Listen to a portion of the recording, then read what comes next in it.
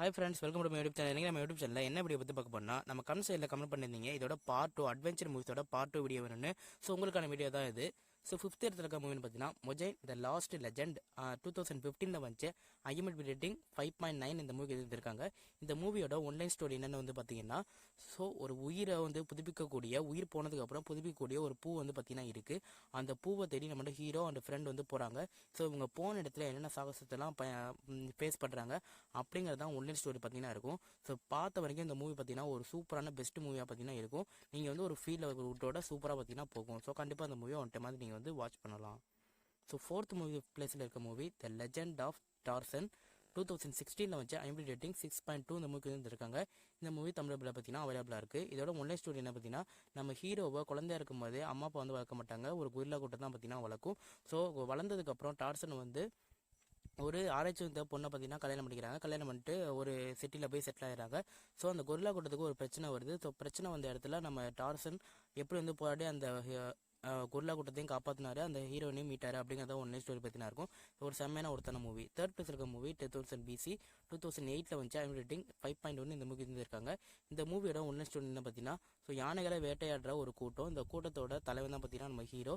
இவர் வந்து ஒரு யானையை கொண்டு அதோட தலைவனாகிறாரு. ஸோ ஹீரோயினை கல்யாணம் பண்ண போகும்போது இவருக்கு ஒரு பிரச்சனை வந்து வருது. ஹீரோயினை பார்த்தீங்கன்னா ஒரு கூட்டம் வந்து கடத்திட்டு போயிடுறாங்க. அதே நேரத்தில் அவங்க எல்லா மக்களையும் பார்த்தீங்கன்னா அடிமைகளாக கூட்டு போயிடுறாங்க.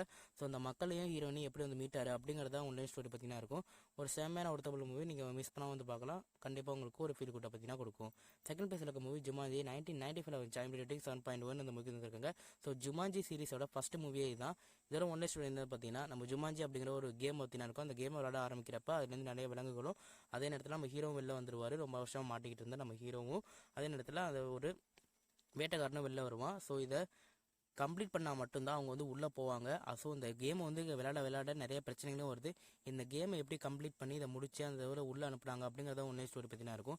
90s கிட்ஸுக்கு இந்த மூவி பார்த்தீங்கன்னா ஒரு செம்மையான மூவியாக இருந்துச்சு அப்போ டைமில். இப்போதைய டைம்லையும் பார்த்தீங்கன்னா இந்த மூவி பார்த்தா ஒரு செம்மையான ஃபீல் ஒருத்தக்குள்ளே பார்த்தீங்கன்னா கொடுக்கும்.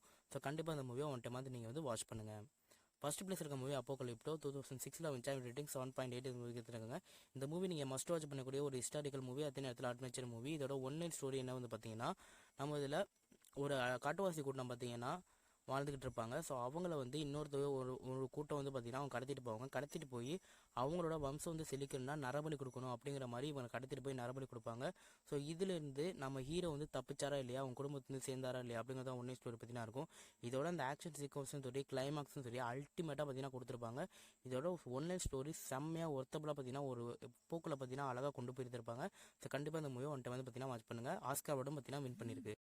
மூவிஸில் எந்த மூவிஸ் முடிச்சுன்னு கமெண்ட் செக்ஷனில் கமெண்ட் பண்ணுங்கள். இதோட 3rd பார்ட் வீடியோ வேணா கமெண்ட் செக்ஷனில் கமெண்ட் பண்ணுங்கள். முக்கியமாக வீடியோ சொன்னால் லைக் பண்ணுங்கள், ஷேர் பண்ணுங்கள், சப்ஸ்கிரைப் பண்ணுங்கள்.